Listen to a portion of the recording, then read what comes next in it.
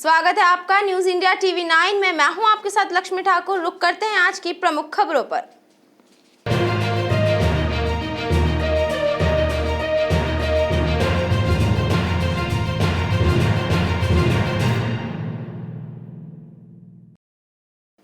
मुख्यमंत्री शिवराज सिंह चौहान ने प्रधानमंत्री आवास योजना के हितग्राही के घर भोजन किया। इस दौरान चौहान ने पूर्व मुख्यमंत्री कमलनाथ द्वारा की गई बयानबाजी पर पलटवार करते हुए कहा कि कमलनाथ तो ट्विटर खेलते हैं।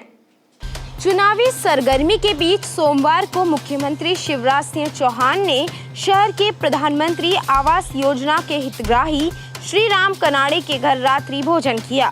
मुख्यमंत्री चौहान के साथ ही ऊर्जा मंत्री हरदीप सिंह डंग, खंडवा विधायक देवेंद्र वर्मा सहित 8 लोगों ने रात्रि में एक साथ श्री राम कनाड़े के घर भोजन किया एवं भोजन की तारीफ भी की। साथ ही शिवराज सिंह चौहान ने यह भी कहा कि राम और शिव का तो स्थायी रिश्ता है।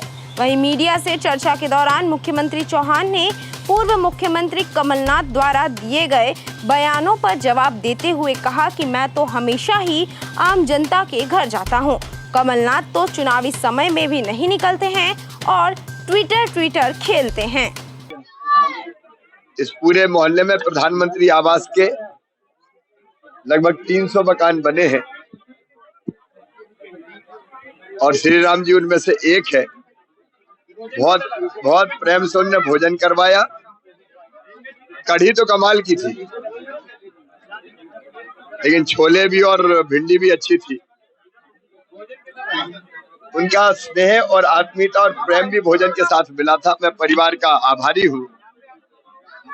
मुझे यहाँ भोजन करने का सौभाग्य मिला और इस कॉलोनी में आके मुझे बहुत अच्छा लगा।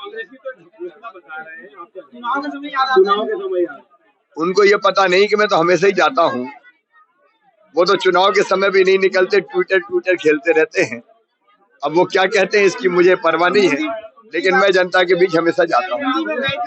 रात्रि भोजन के पश्चात सीएम चौहान ने अधिवक्ता मोहन घंगराड़े के निवास पर रात्रि विश्राम किया। सुबह सामान्य दिनचर्या की शुरुआत करते हुए मुख्यमंत्री चौहान ने अखबार पढ़ा एवं योग किया। मुख्यमंत्री चौहान ने कहा कि योग भारतीय संस्कृति की अति प्राचीन विधा है और सभी को योग करना चाहिए। सबको योग करना चाहिए। योग भारत की अत्यंत प्राचीन विधा है जो हमारे ऋषियों और महर्षियों ने बड़े शोध के बाद एक पद्धति बनाई है। मैं रोज योग करता हूँ।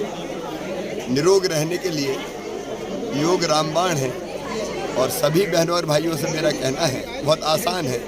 योग और प्राणायाम में थोड़ा समय जरूर दें ताकि शरीर स्वस्थ रहे। अब जिनको जो कहना है वो कहे, लोकतंत्र है। भारतीय जनता पार्टी का मुद्दा विकास और जन कल्याण है। उन्हीं मुद्दों पर हम चुनाव लड़ रहे हैं और जनता का आशीर्वाद लेंगे।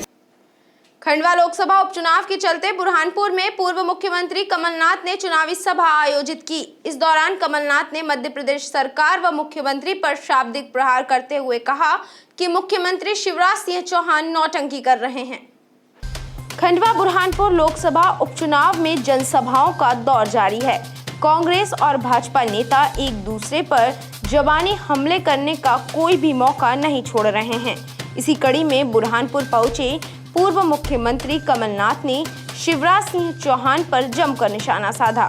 कमलनाथ ने कहा, मुख्यमंत्री शिवराज सिंह चौहान का पाप का घड़ा भर गया है। भाजपा ने झूठी घोषणाएं कर पैसों के बल पर खरीद फरोख्त कर सरकार तो बना ली, लेकिन अब भाजपा से घोषणाएं पूरी नहीं हो पा रही है। महंगाई चरम पर है, युवा बेरोजगारी से जूझ रहे हैं। उधर मुख्यमंत्री शिवराज सिंह चौहान नौटंकी कर रहे हैं, गरीब के घर रुक रहे हैं, खाना खा रहे हैं। आखिर इन्हें यह गरीब चुनाव के समय ही क्यों याद आते हैं? मुख्यमंत्री से कहना चाहूंगा कि यह नौटंकी छोड़े और गरीबों की समस्याओं को समझे। घोषणाएं करने से काम नहीं चलेगा, उन्हें योजनाओं का लाभ दें। जो आपकी आवाज हमारे खंडवा लोकसभा के चुनाव बुरहानपुर में जो आप ये संदेश देंगे, पूरे देश में देंगे कि बहुत हो गई शिवराज जी तुम्हारी नौटंकी, तुम्हारा घड़ा तो अब बढ़ गया है पाप और झूठ से। आज ये घंटी बजानी है।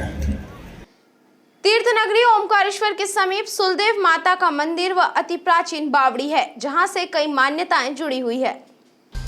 तीर्थ नगरी ओमकारेश्वर के दक्षिण तट जंगल में स्थित प्राचीन सुलदेव माता का मंदिर है। यहाँ पर दूर दूर से प्रति मंगलवार को भक्तों का जमावड़ा लगता है। पुजारी दादू सिंह वर्मा ने बताया कि यहाँ पर स्नान करने से किसी भी प्रकार की शारीरिक बाधा, प्रेत बाधा, पितृ बाधा, संतान की प्राप्ति, लकवा जैसे रोगों से मुक्ति मिलती है। माता के यहाँ पर बाहर से आने वाले श्रद्धालु माता के दर्शन करने के लिए आते हैं एवं मन चाही मुरादें पूरी करवाते हैं। पंडित दादू वर्मा ने बताया कि रोगों से पीड़ित श्रद्धालुओं को लगभग 5 या 7 मंगलवार स्नान करने से रोगों से मुक्ति मिलती है। ये सुलदेव माता जी की बावड़ी है। ये ओंकारेश्वर से दक्षिण दिशा में 1/2-1.5 किलोमीटर करीब है। यहाँ पर स्नान करने के लिए किसी को भी किसी प्रकार की शारीरिक बाधा हो, बाहरी बाधा, प्रेत बाधा, पितृ बाधा, संतान की प्राप्ति के लिए लकवा मार जाए, सफ़ेद दाग हो जाए, ऐसी बीमारी बाधा के लिए लोगों को यहाँ पर स्नान करवाने लाते हैं, जिससे उनको काफ़ी मात्रा में फ़ायदा होता है। और माता जी के यहाँ पर ओंकारेश्वर से और बाहर से आने वाले श्रद्धालु भक्त माता जी के दर्शन करने के लिए आते हैं, स्नान करवाते हैं और बाहरी बाधाओं का निराकरण होता है। ये आपने जो है हवा बाधा बताया, कितने बार स्नान करना पड़ता है और कब स्नान का महत्व है? ये तो 5 मंगलवार भी कर सकते हैं, 7 मंगलवार भी कर सकते हैं। मंगलवार का दिन महत्व रहता है माता जी का। मेरा परिचय दादू राम जी वर्मा, ओंकारेश्वर श्री माता मंदिर पुजारी। खंडवा में कांग्रेस द्वारा आदर्श आचार संहिता का उल्लंघन करते हुए वाहन रैली निकाली गई थी।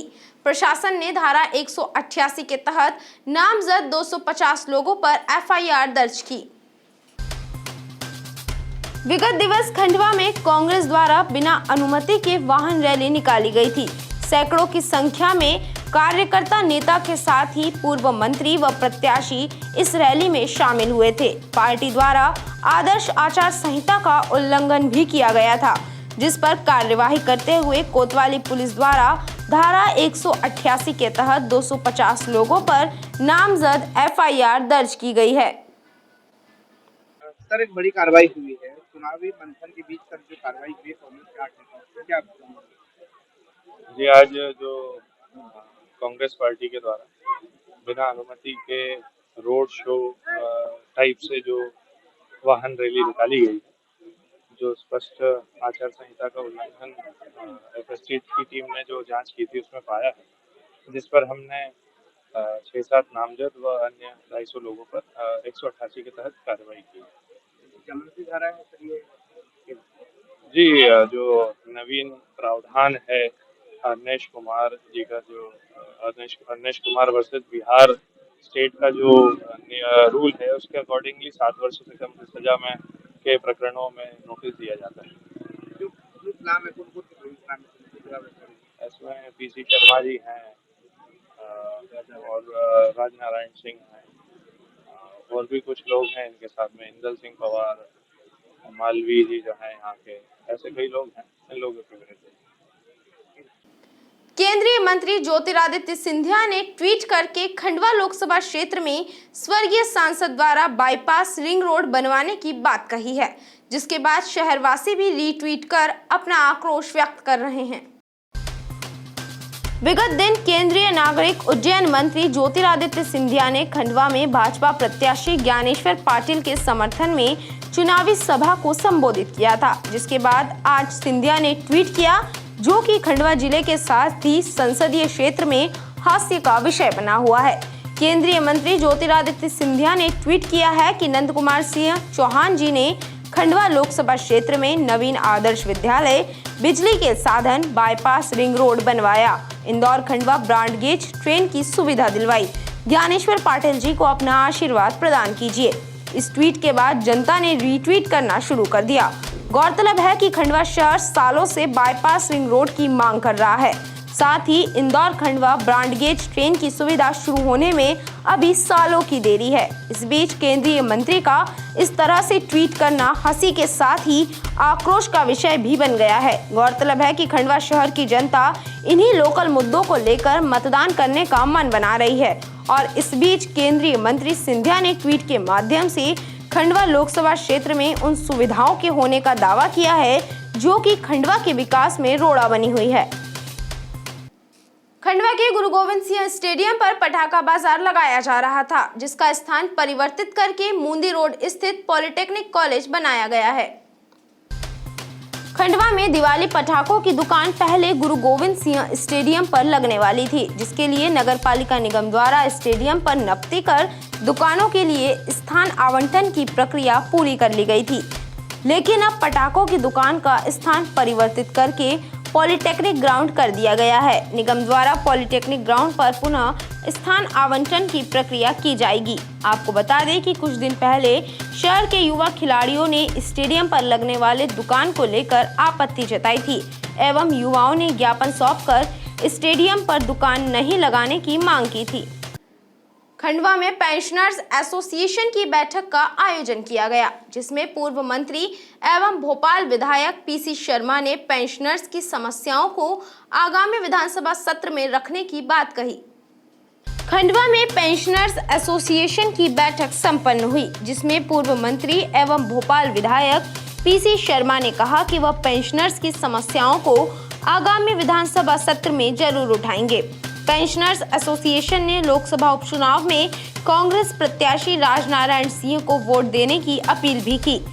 उत्तम पाल सिंह पुर्नी ने कहा, मैं और मेरे पिता हर संघर्ष में आपके साथ खड़े रहेंगे। साथ ही जयवर्धन सिंह ने वीडियो कॉल के द्वारा पेंशनर्स से बात की। बैठक में बुरहानपुर जिला अध्यक्ष राकेश श्रीवास्तव, खरगोन जिला अध्यक्ष मुकुंद सिंह सिसोदिया, पुनासा तहसील अध्यक्ष कोमल सिंह तंवर, ब्लॉक अध्यक्ष BS मंडलोई सहित बड़वाह, सनावत, पंधाना, हरसुद खालवा सहित खंडवा के पेंशनर्स उपस्थित रहे। खंडवा में लोकसभा उपचुनाव को लेकर सरगर्मी बढ़ने लगी है। उच्च स्तर से लेकर निचले स्तर तक के कार्यकर्ता आमने सामने हो रहे हैं। इसी कड़ी में खंडवा में भाजपा युवा मोर्चा व यूथ कांग्रेस के बीच विवाद की स्थिति निर्मित हुई। खंडवा लोकसभा उपचुनाव को लेकर जहां पर पक्ष और विपक्ष के मंत्री एवं पूर्व मंत्री आमने सामने आ रहे हैं और आरोप प्रत्यारोप कर रहे हैं, वहीं मंगलवार को खंडवा के स्थानीय युवा नेता घंटा घर पर आमने सामने हुए। यहां पर भाजपा युवा मोर्चा व यूथ कांग्रेस के स्थानीय कार्यकर्ता आपस में लड़ पड़े और जमकर बहसबाजी भी हुई। इस दौरान कांग्रेस कार्यकर्ताओं ने सड़क पर बैठकर प्रदर्शन भी किया।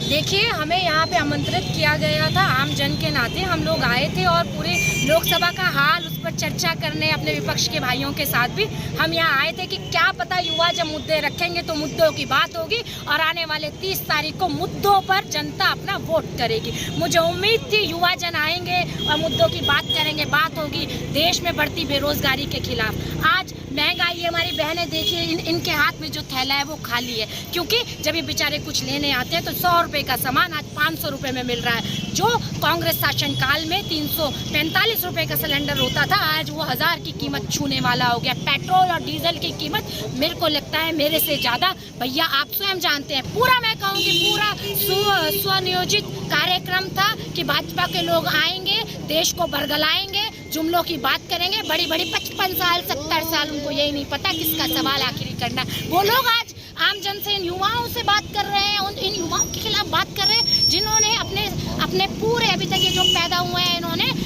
कांग्रेस का सांसद मात्र एक बार देखा। लगातार किसका सांसद है यहाँ पर? वो लोग आज बात कर रहे हैं सड़कों के खराब होने की। वो सवाल किससे पूछ रहे हैं? जिनका खुद का यहाँ पे सांसद भी था और जिनकी सरकार अपने प्रदेश में भी लगातार 15 सालों से थी।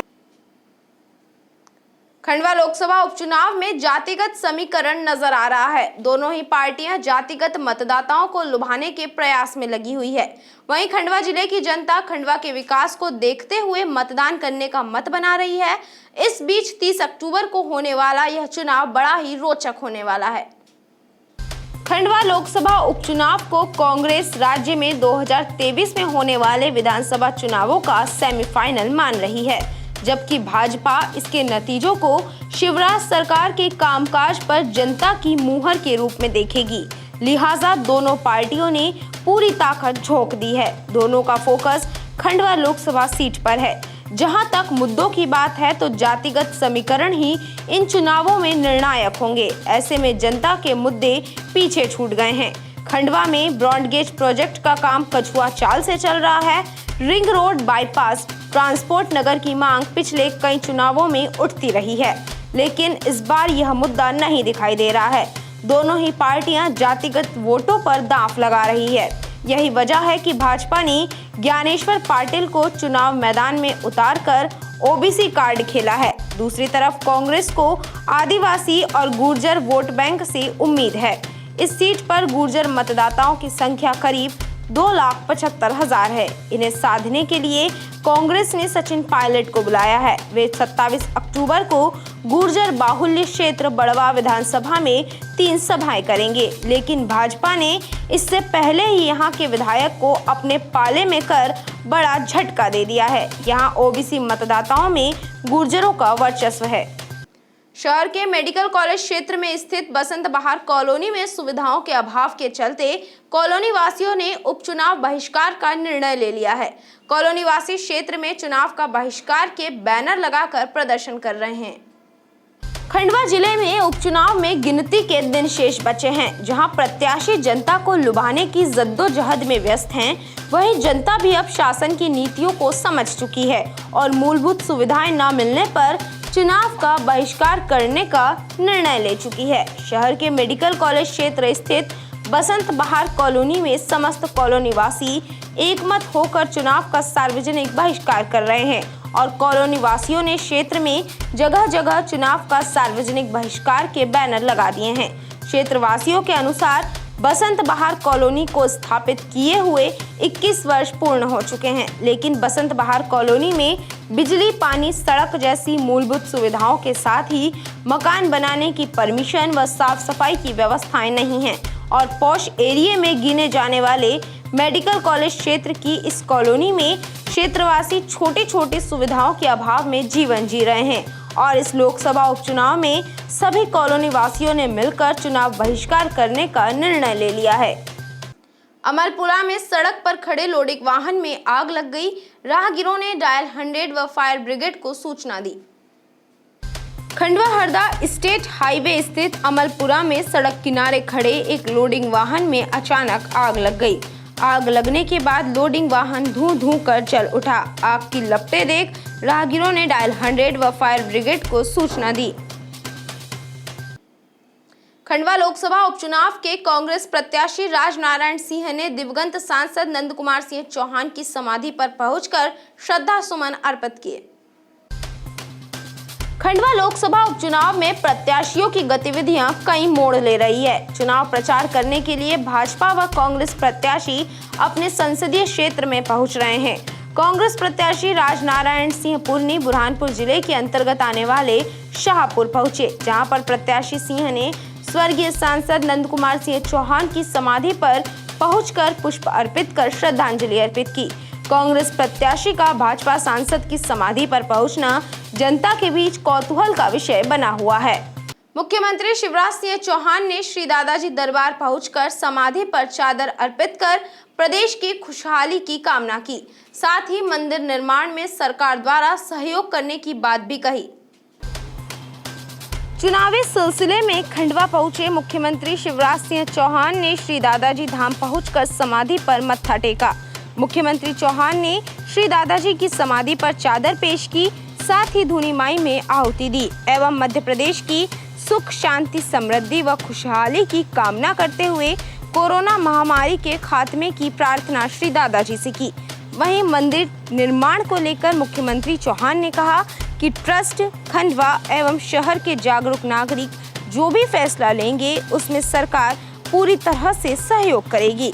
वहीं मंदिर परिसर में किसी भी तरह की राजनीतिक चर्चा करने से मुख्यमंत्री चौहान ने इनकार कर दिया।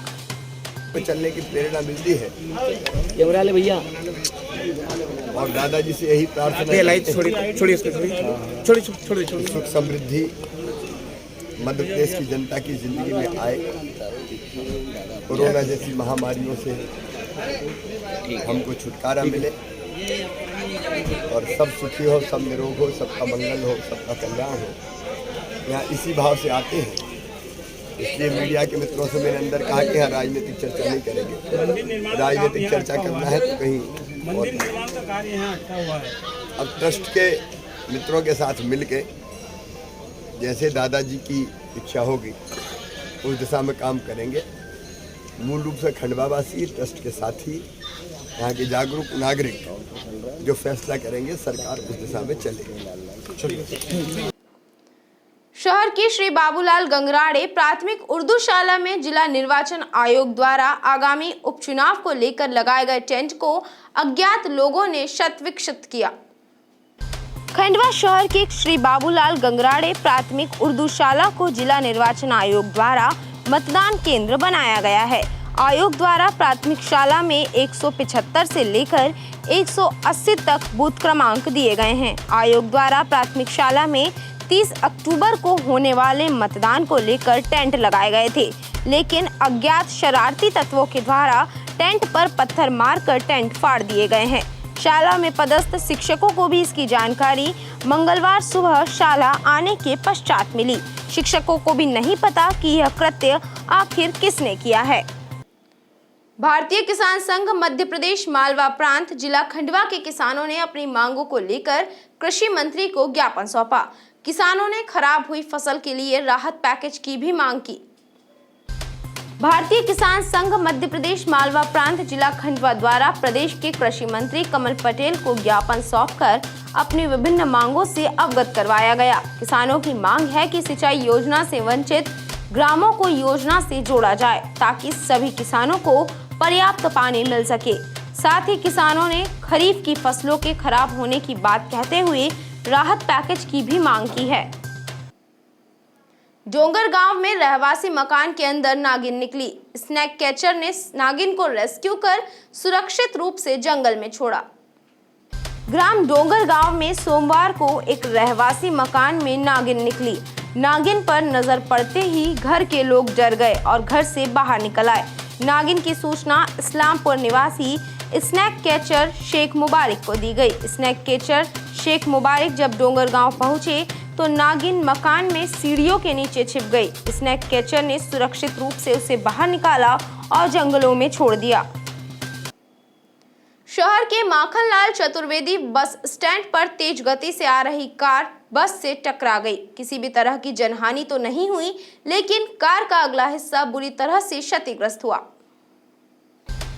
खंडवा बस स्टैंड पर मंगलवार को सड़क हादसा हो गया, जिसमें एक कार व बस की टक्कर हो गई। प्रत्यक्षदर्शियों के अनुसार बुरहानपुर पासिंग कार तेज गति से आ रही थी, जिसके चलते यह हादसा हुआ है। तेज गति से आ रही कार बस से टकरा गई, जिसके कारण कार का अगला हिस्सा क्षतिग्रस्त हुआ। वहीं कार में बैठी पूरी फैमिली पूरी तरीके से सुरक्षित है। दुर्घटना के पश्चात मौके पर राहगीरों की भीड़ एकत्रित हो गई। इंदौर शाहपुर हाईवे पर बोरगांव पुलिस ने मोटर व्हीकल एक्ट के तहत चालानी कार्यवाही की। इस दौरान नियमों का पालन नहीं कर रहे वाहन चालकों से 3000 रुपए जुर्माना वसूला गया। इंदौर इच्छापुर हाईवे पर सोमवार को बोरगांव के पास पुलिस ने यातायात नियमों का पालन नहीं कर रहे वाहन चालकों के चालान बनाए। इस दौरान पुलिस ने बिना हेलमेट 3 सवारी वाहन चालकों सहित अन्य वाहन चालकों को रोककर आवश्यक दस्तावेजों की जांच की। चौकी प्रभारी रमेश गवले ने बताया कि सोमवार को 10 वाहन चालकों पर मोटर व्हीकल एक्ट के तहत चालानी कार्यवाही करते हुए 3000 रुपए वसूले गए। बोरगांव बुजुर्ग चौकी के अंतर्गत आने वाले पिपलोद खुर्द में घर के सामने रखी बाइक अज्ञात चोरों के द्वारा चोरी कर ली गई। फरियादी ने पुलिस चौकी पहुंचकर शिकायत दर्ज करवाई। बोरगांव बुजुर्ग स्थित पुलिस चौकी में सोमवार को पिपलौद खुर्द निवासी अभिनंदन कुशवाहा ने पहुंचकर शिकायत दर्ज करवाई कि 20 अक्टूबर की शाम को खेत से लौटकर आने के पश्चात बाइक को घर के सामने खड़ा किया था। 21 अक्टूबर को सुबह उठकर देखा तो बाइक नहीं थी। लगातार खोजबीन करने पर भी जब बाइक नहीं मिली तो सोमवार पुलिस चौकी में शिकायत दर्ज करवाई गई। बोरगांव पुलिस चौकी प्रभारी रमेश गवले ने बताया कि अभिनंदन की शिकायत पर अज्ञात चोर के खिलाफ आईपीसी की धारा 379 के तहत प्रकरण पंजीबद्ध किया गया है। आज के अंक में बस इतना ही। मैं लक्ष्मी ठाकुर जल्दी हाजिर होंगी नई खबरों के साथ। तब तक के लिए नमस्कार। जय हिंद, जय भारत।